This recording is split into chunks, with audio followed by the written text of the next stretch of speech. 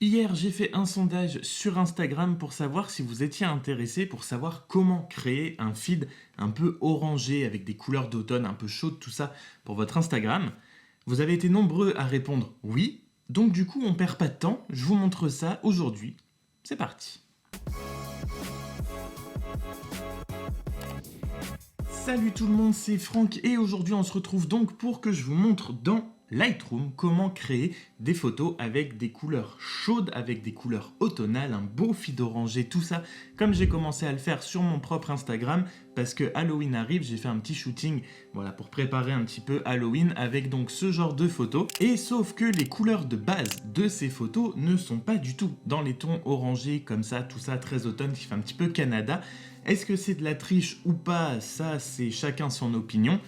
Moi, je trouve que c'est beaucoup plus joli comme ça, donc je fais comme ça. Donc l'exemple qu'on va prendre est celui-ci. Vous voyez bien que les couleurs ne ressemblent pas du tout à la photo que je vous ai montrée sur Instagram, que j'ai postée. Je vais donc vous montrer très rapidement comment on peut arriver à un résultat très proche de ce que j'ai fait en touchant juste quelques réglages. Vous allez voir, il y a 3 réglages très importants à prendre en compte et c'est ce qui va faire à peu près toute la photo. C'est parti. On va donc commencer avec la température de la photo qu'on va toucher très légèrement pour revenir un petit peu d'abord dans des couleurs un petit peu plus chaudes. La teinte, pour le moment, on va laisser comme c'est. Tout ce qui est exposition, haute lumière, contraste, ça c'est des goûts personnels. Donc je vais faire ça très rapidement, je vous le mets un petit peu en accéléré. C'est un petit peu des goûts de chacun, donc là je vais pas vous dire il faut faire comme ci, il faut faire comme ça. C'est pas ça qui va faire que votre photo va rendre le résultat attendu qu'on veut aujourd'hui ou pas. Donc la première partie très importante, c'était la température et la teinte. La deuxième partie, évidemment la plus importante, ça va être au niveau de vos couleurs. C'est ces 3 panneaux qui sont là avec les petits sliders pour chaque couleur, et les 3 couleurs principales qui vont nous intéresser, c'est le orange, le jaune et le vert. Pour ceux qui ne sont pas du tout familiers de base avec Lightroom, c'est un petit peu les mêmes que sur l'application mobile. Vous pouvez faire ces réglages aussi sur l'application mobile qui est gratuite. Par exemple, pour la teinte, ça vous permet de régler la teinte, donc la couleur de chaque couleur. Oui, c'est ça qui permet de changer les couleurs. Donc je vous ai dit, ce qui nous intéresse, c'est orange, jaune, vert. Donc pour le orange, on ne va pas le pousser plus vers tout ce qui est jaune, vert, mais évidemment un petit peu plus vers le orange. Le jaune, c'est là que ça va énormément changer. Pareil, on va le pousser du coup un petit peu plus vers le orange. Attention, le but, c'est que ça reste quand même à peu près crédible. Faut pas que votre photo avec la forêt soit complètement orange pétant. Le but, c'est que ça reste quand même réaliste. Et enfin, le vert, on va le pousser, lui, vers le jaune. Pareil, pas trop non plus. On a déjà un mini changement. Maintenant, on va se diriger vers la saturation. C'est les mêmes réglages, donc plus vous allez par là, plus vous allez saturer la couleur, plus vous allez par là, plus vous allez en enlever. Donc évidemment, on va resaturer un petit peu tout ça, sauf le vert, mais attention, le vert, on veut en garder. On veut une teinte orangée, tout ça, mais on veut quand même garder du vert pour que ça continue de faire à peu près réaliste. Donc jusque là, vous allez me dire, on voit pas grand chose de différent, même si quand on regarde le avant-après, on commence à distinguer un petit peu. On va passer maintenant à la luminance. La luminance, c'est un petit peu compliqué à expliquer, donc je vous montre très rapidement avec une couleur à quoi ça sert. Voilà. Ou vous apportez de la lumière dans votre couleur, ou vous en enlevez, ça la rendra beaucoup plus sombre. Le but, c'est pas d'avoir une photo non plus complètement sombre, dark. Après, ça dépend ce que vous voulez apporter comme atmosphère à votre photo, mais là, c'est pas vraiment le but. Donc, on va partir sur ça. Et enfin, le troisième panneau très important, que je n'utilise pas forcément très souvent, mais qui peut faire des grandes différences, c'est le virage partiel. En gros, le virage partiel, ça va servir à donner une teinte spécifique à tout ce qui est dans les hautes lumières ou dans les ombres de votre photo. Et pour les hautes lumières, on va rester dans tout ce qui est un petit peu rouge, orange, donc par ici, mais on va très peu saturer, on va apporter vraiment un très léger changement. Ça ira plus que bien. Et pour les ombres, par contre, on va l'amener un peu plus, lui, dans le jaune orange, qui se situe à peu près entre 30 et 40, donc à peu près par là. Et pareil, un tout petit peu.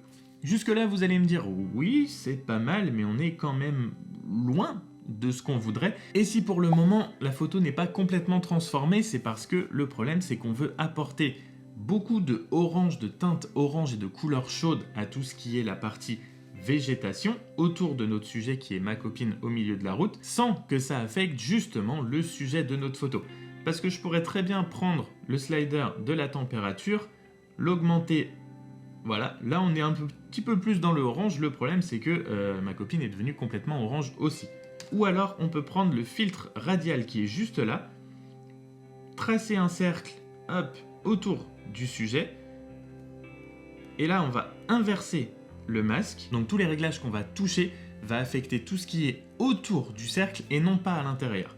Et là on peut augmenter notre température sans toucher tout ce qu'il y a à l'intérieur du cercle. Soit à cette façon-là, soit la brosse, et là vous pouvez peindre à grands coups de souris tout ce qui est végétation. Vous pouvez appuyer sur la touche O pour voir ce que vous êtes en train de colorier, pour pas non plus trop dépasser, ou si vous voulez voir si vous avez manqué un petit peu des zones.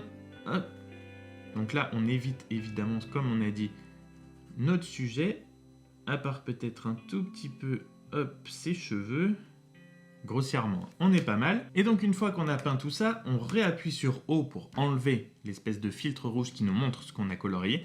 Et là, on va pouvoir ajuster séparément. Donc uniquement ce qu'on a colorié va être affecté par les changements. Et là, on va pouvoir apporter notre petite teinte un peu orangée, un peu beaucoup, à notre végétation. Je vais juste, comme je vous ai montré tout à l'heure, tracer un petit cercle autour de notre sujet principal pour le faire ressortir un tout petit peu. Hop, on va réinverser le masque pour cette fois modifier uniquement ce qui est à l'intérieur du cercle, pour ramener un tout petit peu d'exposition, voilà, pour faire ressortir un tout petit peu notre sujet. Hop, faire ressortir un peu le poncho et les motifs. Et on va apporter un tout petit peu plus de caractère à la photo en mettant un tout petit peu de clarté. Tac. Et je pense qu'on est pas mal.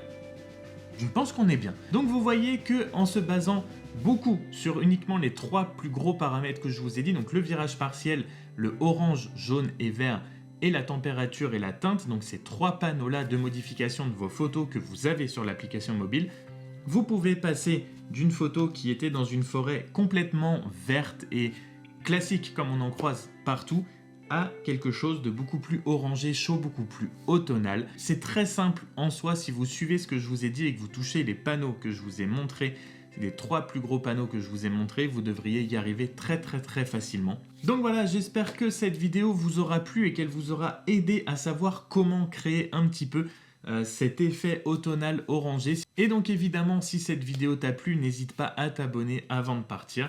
Et sur ce, moi je vous dis à très bientôt dans une prochaine vidéo. Salut!